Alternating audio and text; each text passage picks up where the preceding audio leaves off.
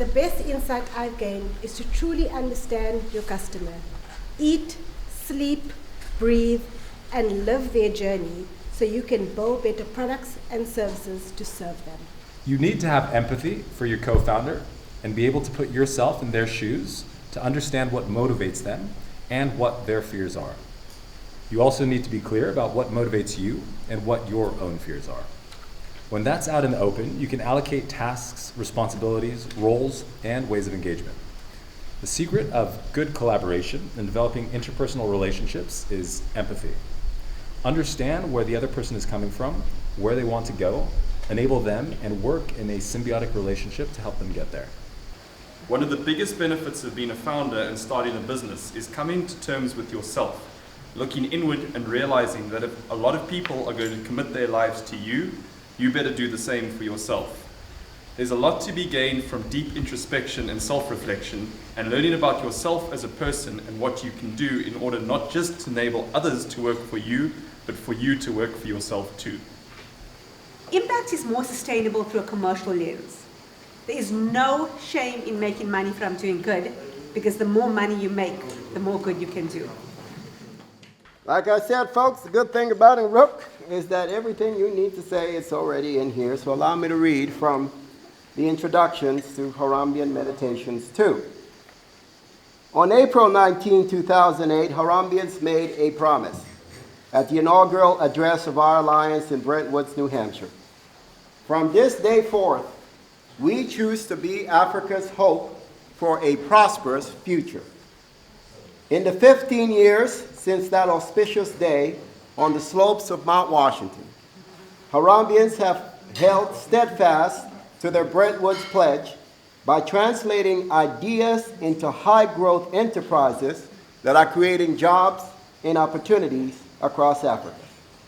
In the second edition of Harambean Meditations on African Innovation, the Harambean establishment, represented by 38 Harambeans, spanning 11 classes across 13 years and hailing from 7 African countries, share the lessons of our 15-year-long journey to create a prosperous future in 3 chapters: serving the underserved, expansion across borders, founder synergy, and self-care. In fidelity with the principles outlined in the book, The Prosperity Paradox, co-authored by Clayton Christensen, Karen Dillon, and Harambean Efosa Ojomo, the first chapter of this book, Serving the Underserved, begins with insights from Harambeans on how to serve underserved populations, arguably the greatest opportunity and challenge facing entrepreneurs across Africa.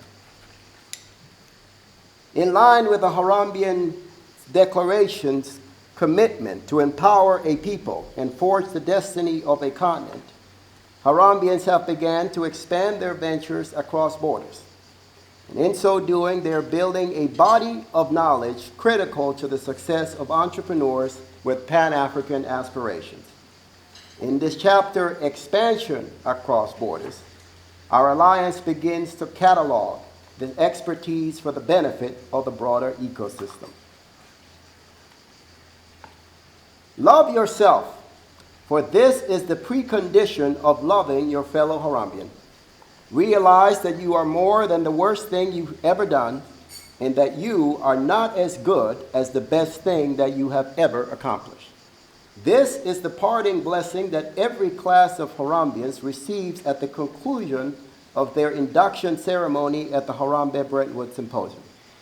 It is thus unsurprising that Harambean Meditations II concludes with a chapter entitled Founder Synergy and Self-Care, an invitation to entrepreneurs to treat themselves with kindness and establish wholesome relationships, as this is a core tenet of the Harambean way. And so, my friends, may the hindsight of Harambeans be the foresight of the next generation of African innovators, and may our collective meditation deepen our unyielding conviction that yet in the end, the Africa that our generation desires can be one. It exists. It is real. It is possible.